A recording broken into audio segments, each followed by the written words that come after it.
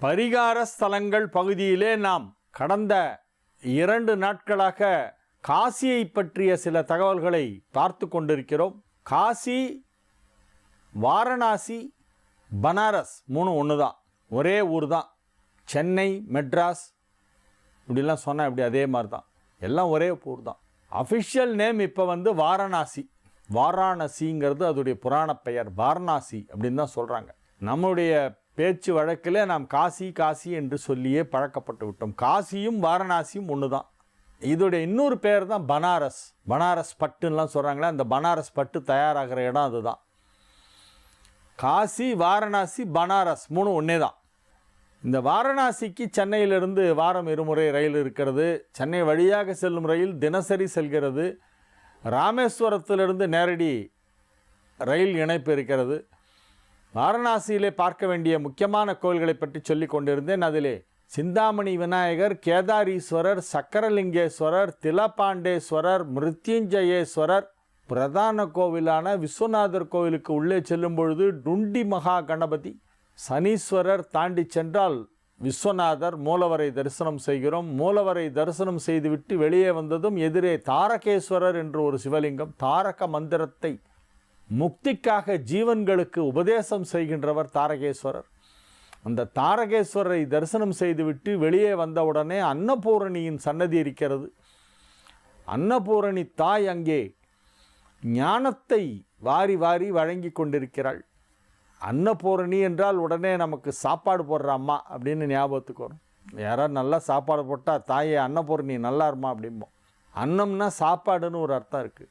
பூரணம் என்றால் முழுமை, முழுமையாக உணவளிக்கும் தாய் அப்படின்னு ஒரு அர்த்தம் எடுத்துக்கலாம். ஆனால் அந்த அம்பிகையை பற்றி பாடினவர்கள் எல்லோருமே அவள் ஞானத்தை முழுமையாக வழங்குபவள், ஞானதாயினி, ஞான பிரதாயினி என்று தான் சொல்லியிருக்கிறார்கள். ஞானம் என்றால் அறிவு. அறிவு பசிக்கு தீனி போடுறா.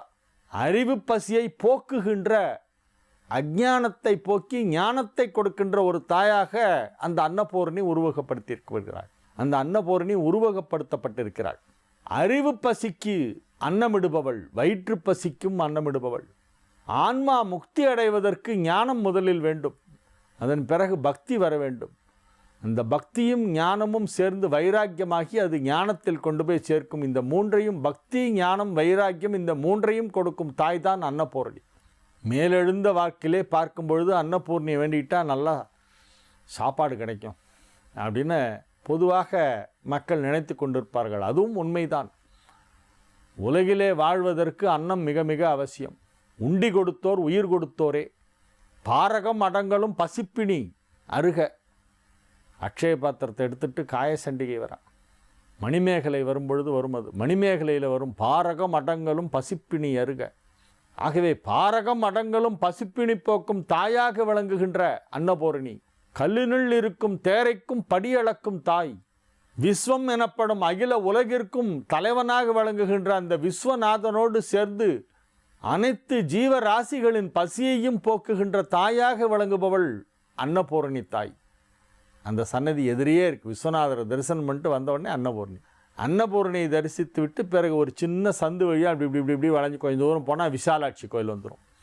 விசாலாட்சி கோயில் நம்ம தென்னிந்திய கோவில் பாணியிலே அமைக்கப்பட்டிருக்கிறது.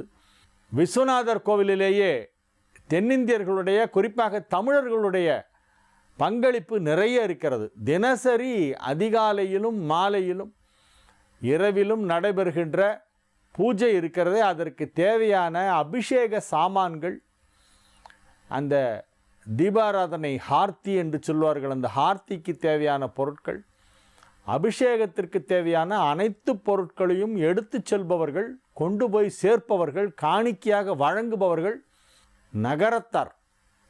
நாட்டுக்கோட்டை செட்டியார் தான் தினசரி 365 நாளும் விஸ்வநாதர் கோவிலில் சம்போ அப்படின்னு சொல்லிட்டு ஒரு கும்பலாக வருவாங்க.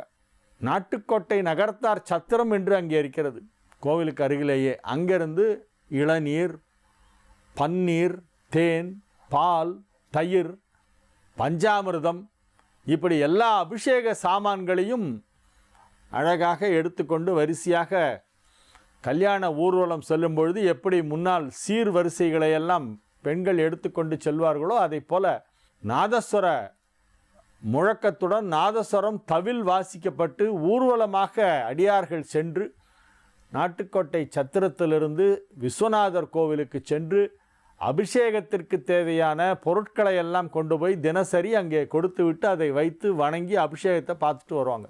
இது தினமும் நடைபெற்று கொண்டிருக்கின்ற ஒரு விஷயம்.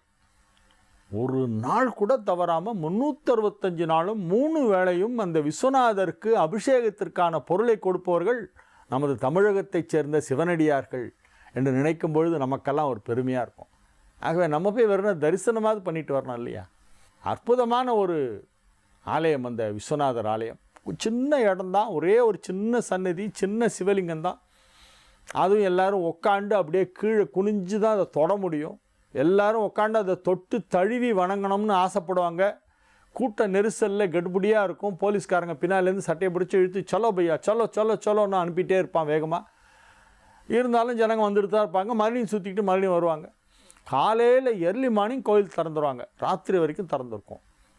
இடையாராது அதிகாலை 4 மணியிலிருந்து ஆரம்பித்து இரவு 10:30 மணி 11 மணி வரையிலே அந்த கோவில் திறக்கப்பட்டிருக்கும். மக்கள் மீண்டும் மீண்டும் வந்து தரிசனம் செய்து கொண்டிருப்பார்கள். கங்கையிலே குளித்து விட்டு வந்து சிவபெருமானை விஸ்வநாதரை தரிசனம் செய்வது என்பது அங்கே ஒரு நாளைக்கு 3 தரம் அந்த மாதிரி கங்கையில் குளிச்சுட்டு சாமி தரிசனம் பண்ணுறவங்களாம் இருக்காங்க. அங்கேயே தங்கியிருக்காங்க நிறைய பேர். அற்புதமான ஒரு அந்த விஸ்வநாதர் தரிசனம் நமக்கு கிடைக்க வேண்டும். வெய்ய காலத்தில் போகிறவங்க கொஞ்சம் கேர்ஃபுல்லாக போகணும். தொப்பிலாம் போட்டுக்கணும். அந்த ஊர் வெயில் நம்மளால் தாங்க முடியாது. குளிரை கூட ஸ்வெட்டர் போட்டு தாங்கிடலாம், வெயில் சுளீர்னு அடிக்கும். ஆகவே அந்த உஷ்ணத்தை தாங்குவது கொஞ்சம் திடகாத்திரமாக இருந்தால் தான் முடியும். ரொம்ப பீக் சம்மரில் போகாதீங்க போகிறவங்க. ஈவன் வின்டர் கூட ஒன்றும் பண்ணாது. வின்டரில் கூட்டம் கம்மியாக இருக்கும் போயிடலாம். அப்போது சம்மரில் தான் எல்லோரும் வருவாங்க, ஹாலிடேஸ், ஸ்கூல் ஹாலிடேஸ்னால.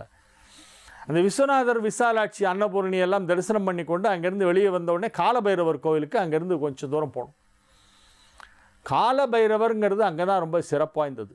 காசியிலே இருக்கக்கூடிய காலபைரவர் சன்னதி உள்ளே நாம் நுழைந்த உடனே கோவிலை சுற்றிலும் உள்ள பிரகாரத்திலே திண்ணை போல் இருக்கும். அந்த திண்ணையில் உட்காந்து எல்லோரும் இந்த கருப்பு கயிறு, மஞ்சள் கயிறு, சிவப்பு கயிறு, மெல்லிஸ் கயிறு, தடி கயிறு, பெரிய முடிச்சு போட்டது, சின்ன முடிச்சு போட்டது, இந்த மாதிரி கயிறெல்லாம் வச்சுட்டு விற்றுட்டு இருப்பாங்க. அந்த கயிறை வாங்கி நம்ம கொண்டு போய் சன்னதியில் கொடுத்தோன்னா அதை காலபைரவர்கிட்ட வச்சு நமக்கு திருப்பி எடுத்து கொடுப்பாங்க.